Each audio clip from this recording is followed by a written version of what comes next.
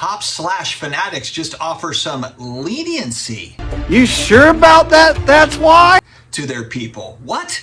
What are we hearing? There was a lot of backlash last week when we heard the big showdown, the showdown that was coming between, the old card shops versus Top/Fanatics and the new way of looking at things. One shall stand, one shall fall. But was it an overreaction? We will talk about it today, friends. Welcome. If you are new here, you're looking for just about daily sports cards, collectible style content. Yes, exactly. Friends, you have come to the right place.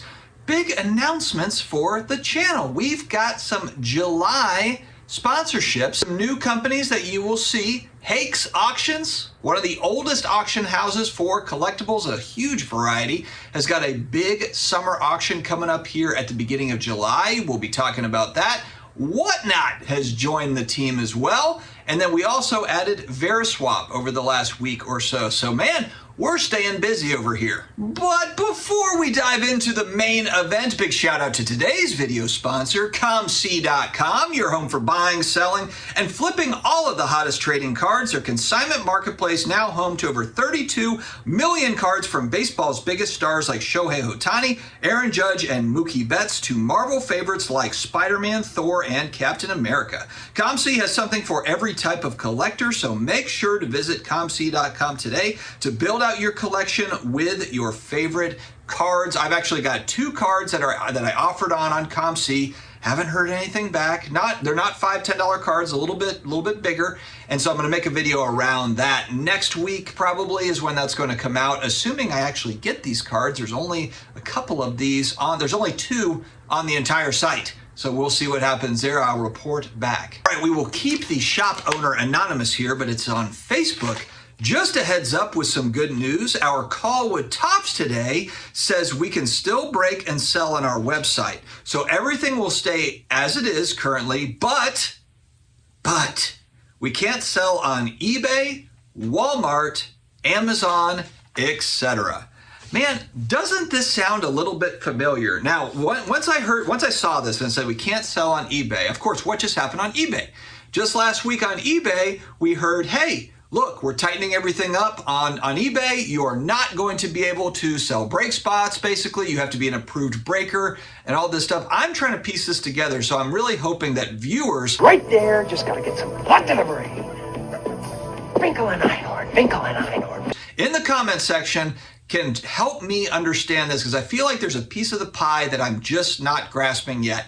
It kind of brings me back to when eBay kicked PWCC off of their site. And of course, there was talk about shield bidding and whether that happened or didn't happen. Some people are like, it absolutely happened. Some people are like, it never happened, there's no proof. Who knows, right? Who knows? But here we are again, where eBay has basically put the kibosh on just anybody selling break spots on eBay. And then now you've got Top/Fanatics basically saying like, hey, you can't sell on eBay. And what does this mean? It probably means a Godzilla versus Mothra style showdown between Fanatics Live and eBay Live. That's kind of what I'm looking at. The live streaming websites looking to go head to head. They still have to overcome Whatnot. I mean, look, Whatnot is really dominating this space as far as the live streaming stuff goes. As far as sales volume goes, between all of them. Now, granted, I know Fanatics Live has not launched yet, but frankly, they have a lot of catching up to do as far as the technology. The one thing is, I know that there's a lot of pushback on Whatnot for this, that, or whatever, but I've talked to a bunch of people, actually a couple of people in my own family that I didn't even know had used Whatnot. These are like my brother-in-law in Florida. I was like, because he's sort of into cards, and he's like, oh yeah, Whatnot, I've used it. I'm like, what? Why didn't you tell me that? He said, look, the execution on that app is just great. The way the tech actually works, it works really well.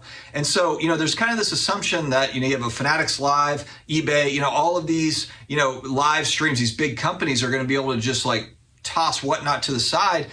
We'll see. I mean, we will have to see. But anyway, getting back to the Topps Fanatics stuff here, Did Topps kind of move back a little bit? Was there a little bit of kind of that terms and conditions got out? And I'll be honest with you, look, that is a fairly typical terms and conditions with many large companies. So it could very well be that they just sent that out. I mean, the biggest thing is, what are they going to actually enforce? The agreement makes it to where they can enforce anything in that agreement. And so the agreement is always going to look probably more strict than what is actually being enforced. It always gives them an out when they just want to bump off, if a breaker's not doing something right, or, there's a company that's just, a card store that's just not up to snuff, or maybe they're doing weird things that they don't really like. Well, they can go back to the code of conduct. They can go back to this contract. Probably one line in here where they can say, like, boom, right here, code of conduct. You're not doing it. You're out. I mean, that's what these agreements are kind of set up for. They are to protect the brand, Topps being that brand. So, but I thought this was interesting because I kind of thought when I saw this new code of conduct and all this stuff coming out that it's going to be like, all right, here it comes. They're putting the kibosh on a lot of different stores, companies.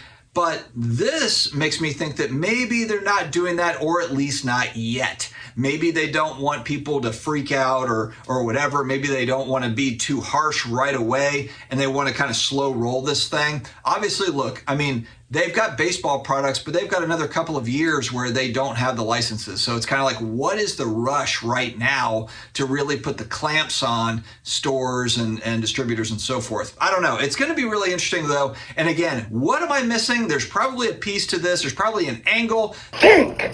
Finkel and Einhorn in it together. How? Why? That I am just not seeing. Why would Topps maybe say, like, you know what? Everybody chill. Just do your thing. Just don't sell break spots on eBay. And then, of course, you've got eBay last week that's like, you can't just sell break spots here. I mean, it's just, again, I'm missing something. So help me fill in the blanks. Guys, stay healthy, stay awesome, and I will talk to you again later.